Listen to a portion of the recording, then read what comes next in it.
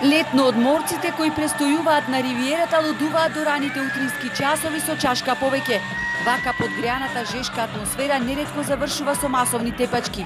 Дека вжештените глави тешко се контролираат, говори фактот што ова лето буквално нема ноќ без инциденти во туристичките охрити Струга. Од разгремените толпи млади лица, во ситните сати страдат и негложни лица. Болниците ги полнат повредени лица со посекотини на главата, екстремитетите, удари и набиеници по цело тело, здобиени длабоки повреди со остар предмет. Во инцидентите неретко играат и ножеви, меѓусебните несогласувања кулминираат со крвави тепачки. Најчесто се евидентирани нарушувања со елементи на физичка пресметка и со елементи на физички напад.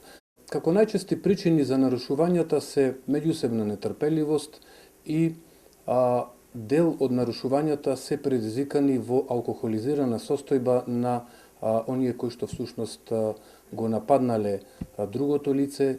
Лекарите кои ги контактиравме за Алфа велат дека не можат глава да дигнат од работа.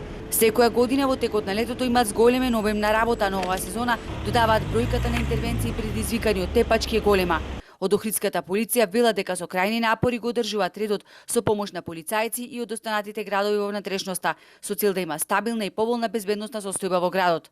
Она што загрижува е однесувањето на малолетниците.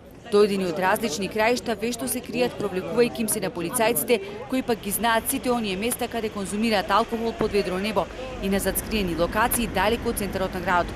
Полицијата со апел до родителите да поведат повеќе сметка за нивните малолетни лица и нивното присуство во угостителски објекти во ноќните сати и да едноставно да внимаваат на местата каде што се движат. Нашите информации и повратни кои што ги добиваме од родителите се дека еден поголем дел од нив навистина не знаат во какви се места можат децата да излегуваат. Според официјалната полициска статистика, само во месец јули до 15 август регистрирани се 31 нарушување на јавниот ред и мир во Охрид и 14 во Струга, но дупло поголем е бројот на тепачки кои не се пријавени во полиција, а во кои учествуваат и странци.